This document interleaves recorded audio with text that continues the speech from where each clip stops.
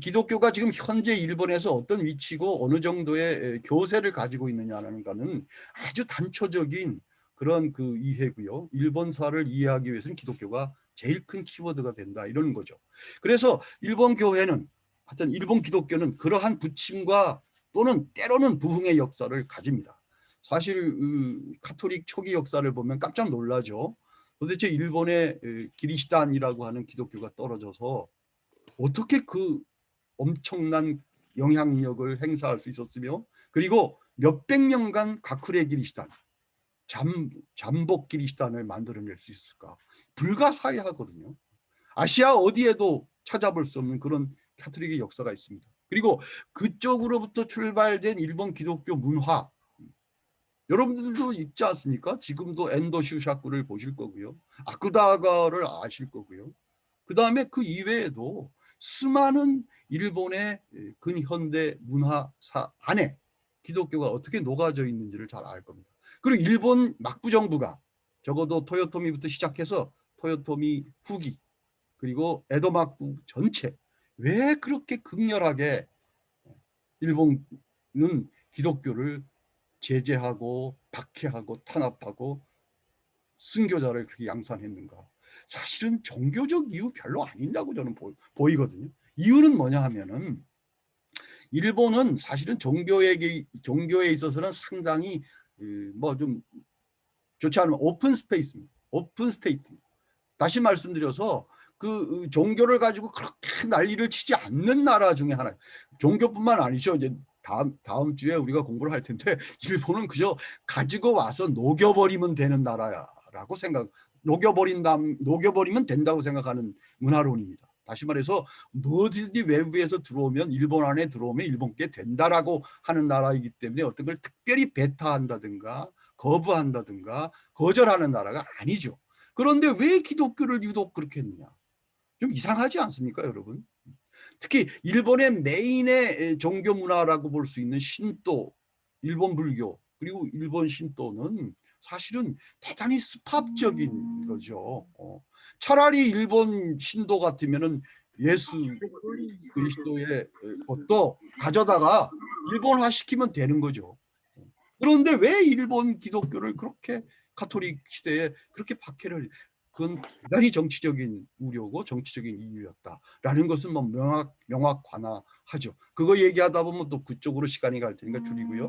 그래서 어쨌거나 일본은 300년 이상 기독교에 대해서 철저한 그걸 사용했습니다. 배타 정책을 사용했습니다. 그런데 결국 여러분이 잘 알다시피 일본도 강제 개항을 하거든요. 한국만 강제 개항을 한 게 아니에요. 우리는 가끔 억울하게 한국은 그 병인 그죠? 아니 뭐죠? 강화도 조약에 의해서 강제 개항을 당했다 이렇게 얘기를 하는데 일본도 똑같은 팔자였습니다. 결국 미국의 흑선에 의해서 검은 배가 일본에 와서 일본의 문을 엽니다. 그리고 그 여러 조건 중에 하나는 선교의 자유. 그 선교의 자유라는 것도 대단히 소극적인 거예요. 사실은 일본인들에게 기독교를 전하라는 뜻이 아니고 일본의 새로운 협정에 의해서 이주하여서 살고 활동하고 비즈니스하고 있는 서양인들에게 기독교 활동에 자유를 넣어라라는 것이죠. 그로부터 점차 일본 기독교가 개방이 되는데, 그러나 다음 주에 우리 공부할 건데요.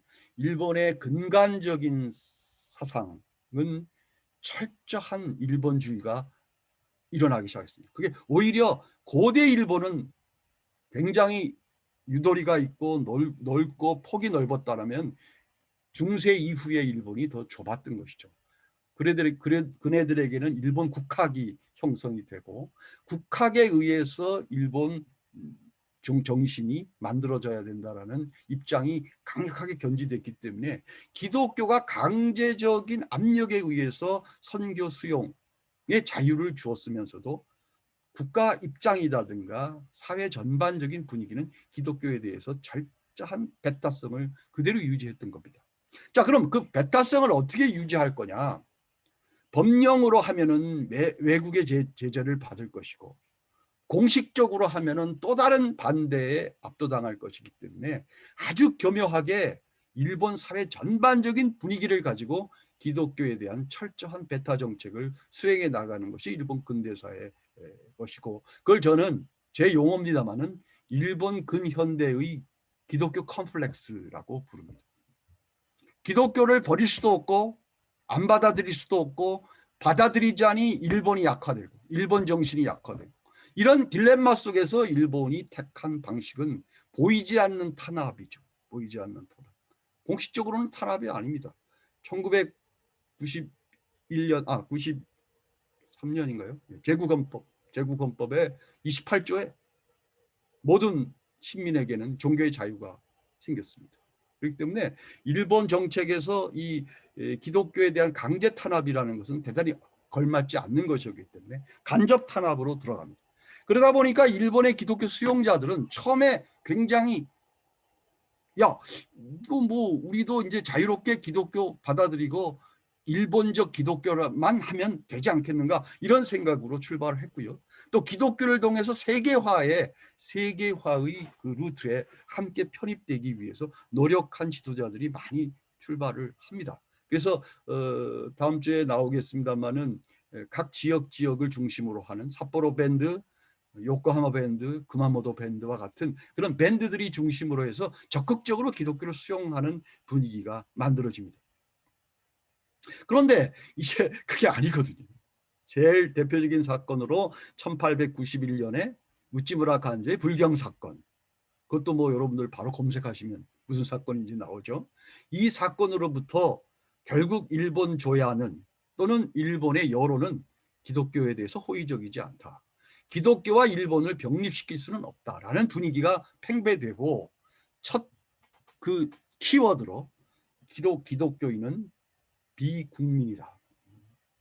그러니까 메이지 이후에 점점 국가주의화되는, 전체주의화되는 일본 근대사의 흐름 안에서 기독교는 이단화가 되어가는 그런 분위기가 자연스럽게 형성되는 겁니다. 거기에 아주 뼈아픈 용어가 비국민입니다. 지금도 일본에서 그런 의식이 좀 있는데, 비국민이라고 하는 용어는 일본에서 아주 곤혹스러운 용어거든요. 헨나히도죠. 헨나히도. 이상한 인간이라는 거죠. 그렇기 때문에 이러한 압력이 일본 기독교에 굉장히 강하게 제압이 됩니다. 차라리 기리시탄 박해 때처럼, 가톨릭 박해 때처럼 직접적으로 국가가 나서서 기독교를 박해했다면 어쩌면 오히려 시대는 좀 달랐을지도 모르지만 일본 프로테스탄트에서도 순교자도 나오고 그랬을 가능성도 상당히 있습니다. 그러나 그런 방식의 탄압이 아닌 것이죠. 법적으로는 오케이. 그러나 우리는 비국민으로밖에 생각할 수 없어 라고 하는 그러한 흐름 안에서 일본 기독교들은 초조하게 됩니다. 자, 거기서 선택할 수 있는 건 두 가지입니다.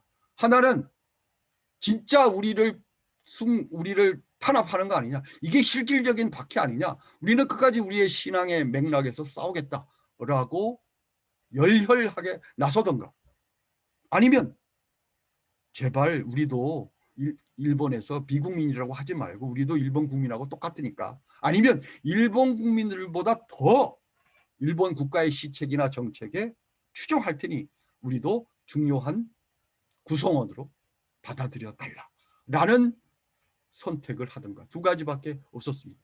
제가 읽어보기에는, 제가 그 역사를 살펴보기에는 일본 기독교인들 다수가 바로 두 번째 방식, 더 적극적으로 국민임을 긍정하는, 그걸 앞서서 앞장서는 이러한 태도로 기독교에 대한 국가 이해, 그다음에 사회적인 장벽으로부터 기독교인들이 그걸 벗어나기 위한 노력을 하는 겁니다. 그 맥락에서 결국 조선전도론도 살펴야 되지 않을까, 저는 그렇게 이해합니다. 자, 조선전도론의 출발은 간단합니다. 자, 이제 조선반도는 제국의 판도에 편입된다. 제국의 판도에 편입된다는 얘기는 결국은 일본 영토가 된다라는 거죠. 그리고 그것이 이제 이들 열혈한 국가주의 일본 기독교인들의 고백은 그게 바로 우리 하나님의 뜻이었다는 겁니다. 섭리론이죠. 섭리에 의해서 제국의 판도 안에 조선반도가 들어온다. 그렇다면 우리는 거기에 따라서 우리 일본 크리스찬들은 우리의 힘은 약하지만 조선 반도의 선교는 우리가 책임지지 않으면 안 된다. 그걸 왜 우리가 그렇게 지금 경쟁하고 있는 미국에 그리고 유럽에 그걸 맡길 것이냐. 적어도 이 일본 기독교인은 조선 반도의 그 선교를 위해서 혼신을 다해서 투여하지 않으면 안 된다. 라는 것이 조선 전도론의 중요한 근간입니다. 그러니까는 어떻게 보면은 조선 전도론 자체는 일본 기독교의 존재 양식이었습니다. 처음에 이 에비나 단조의 조선 전도론이 과연 일본 국가가 이걸 받아들여질지 어쩔지 하는 퀘션 마크도 여러 자료에서 읽어집니다. 죄송합니다.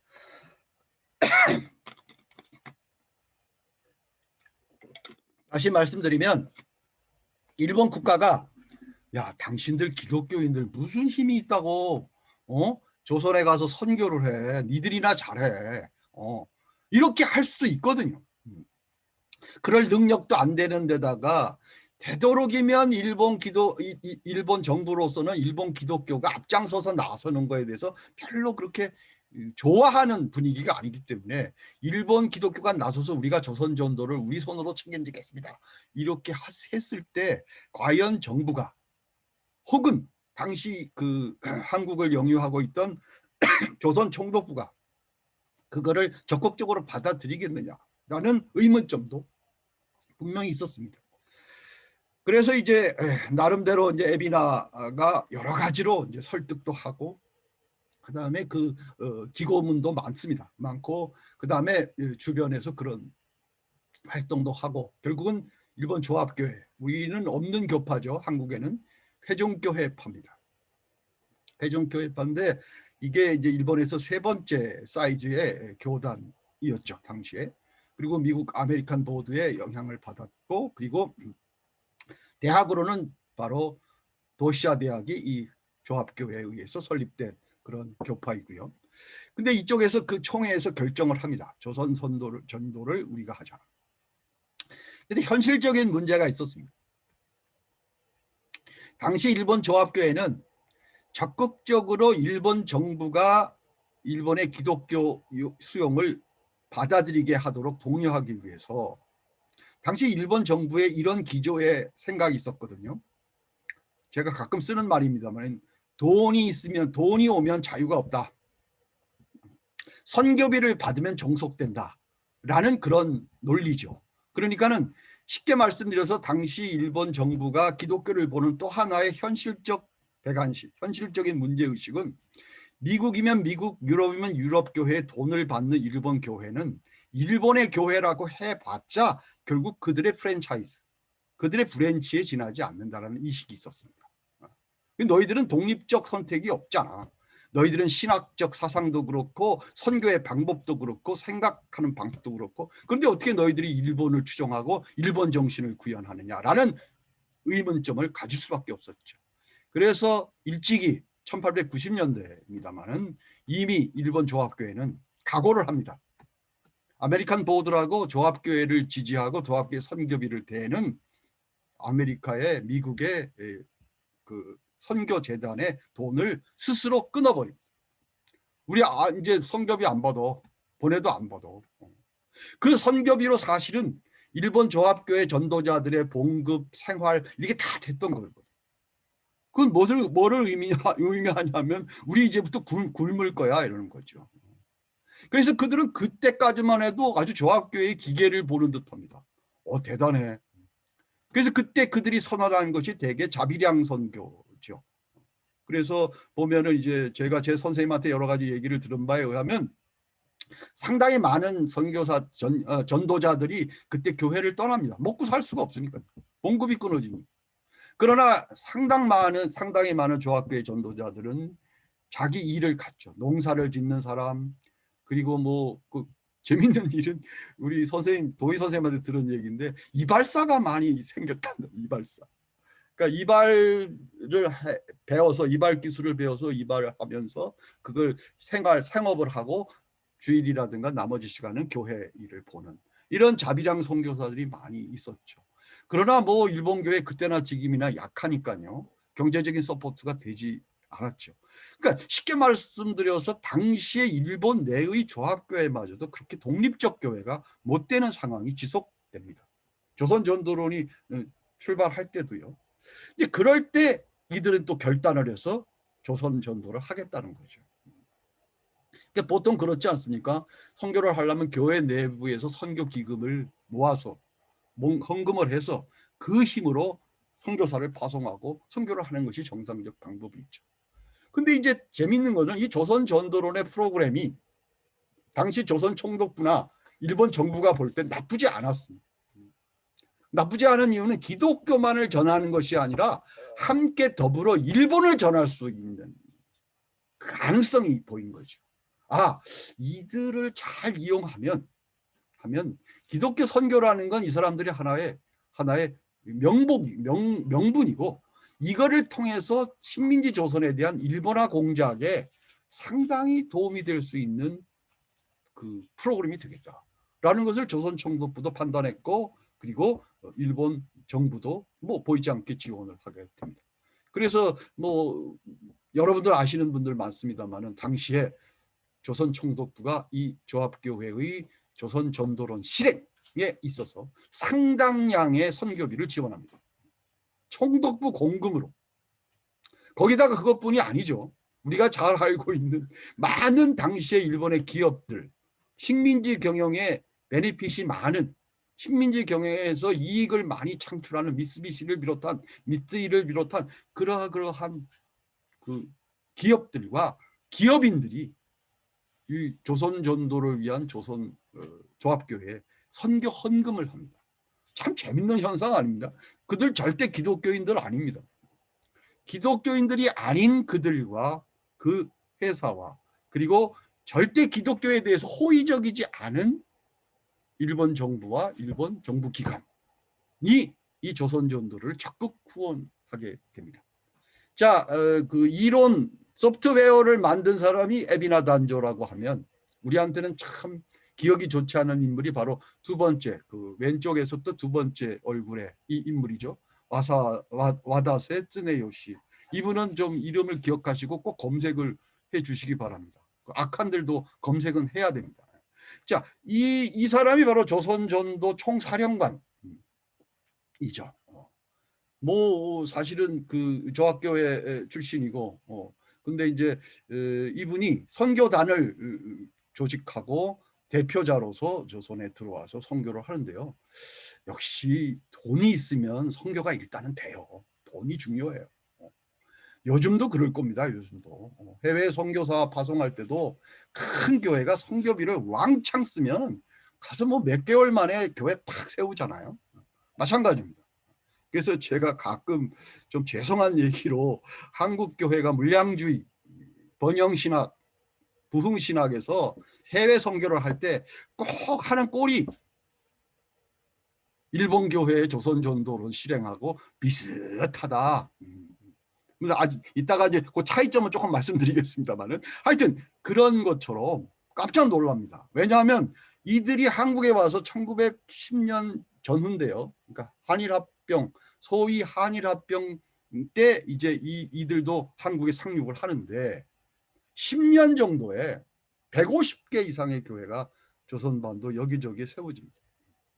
그렇게 오랫동안 미국 선교사들이 물론 한국에는 네비어스 선교 방법이 있었기 때문에 그 교회 짓는데 선교비를 막 투여하지는 않았습니다만은 상당히 오랫동안 미국 교회가 공을 들여서 선교비도 쓰고 선교사도 그렇게 많이 보내고 그렇게 하고 한국인들의 노력도 있고 신앙적 결단도 있었음에도 그렇게 쉽게 세워지지 않던 교회가 일본 조합교회 본국에 가면 정말 미미한 능력의 그 교회가 공적 자금을 받아서 그리고 기업의 지원을 받고 총독부의 지원을 받아서 그 총독부의 지원이라는 건 단순히 현금만 받은 게 아니죠. 여러 가지 행정 편의를 받을 수 있었던 거죠. 당시 총독부가 조선에서의 정부 역할이었기 때문에 다 그 편의 속에 있는 거죠. 그래서 150개가 순식간에 세워집니다. 10년 정도 안에. 그리고 이제 그 당시에 물론 여러 다른 목적이 있을 수 있겠습니다만은 상당히 많은 한국인들도 이 교회에 참여합니다. 그래서 조합교회가 아마 그런 얘기를 해요. 그러니까 조합교회 연구를 한 제 동료 후배 얘기에 의하면 조합교회 아시아, 회중교회 아시아 선교에서 그만큼 갑자기 성과를 보인 건 전무후무한 일이다. 일본에서도 그런 일이 없었고, 그리고 심지어 그때 일본 내에 있는 전체 조합교회의 교세나 재정 상황보다도 한국 조합교회가 훨씬 더 강했던, 조선반도에 있었던 교회가 더 강했던 이런 현상을 보이거든요. 그러니까 이건 뭐 어떻게 보면 참 놀라운 일입니다. 그리고 놀라운 일인 동시에 허망한 일이기도 합니다. 근데 우리가 늘 뭐 역사에서 가볍게 이해를 하는 항목입니다만은 이게 바로 망합니다. 이 조선에 세워진 조합교회, 조선회중교회로 일부 남기는 합니다만은 거의 그 유세를 지키지를 못하죠. 그게 3.1운동. 3.1운동의 그 분위기에 한국교회가 주도적으로 활동하신 건 뭐 여러분들 다 아시고 우리 또 공부를 할 겁니다. 이번에도 3.1운동 얘기가 많이 나올 텐데 그때 과연 한국의 분위기가, 한국의 여론이, 한국 민중들이 일본 교회에 갈 수 있겠습니까? 가고 싶겠습니까? 거기다가 이 분위기 안에서 조합교회의 조선전도는 조선 총독부로부터 폐기 처분되는 거죠. 아, 이거는 이제 도움이 안 되겠다. 이들이 시작할 때는 조선의 식민지화 프로세스에서 상당히 도움이 될 것 같았는데 이거 뭐 3.1운동 이후에 이 분위기에서 이거 굳이 조합교회에 돈 대가면서 성교비 대가면서 계속 지원할 별 의미를 못 느낀다라는 정책 변화가 일어난 거죠. 그러니까 뭐 일단 뭐가 끊어집니까? 좀 속된 말을 쓰겠습니다. 돈줄이 끊어집니다. 그러니까 뭐 선교라는 것도 그래요. 실제적으로.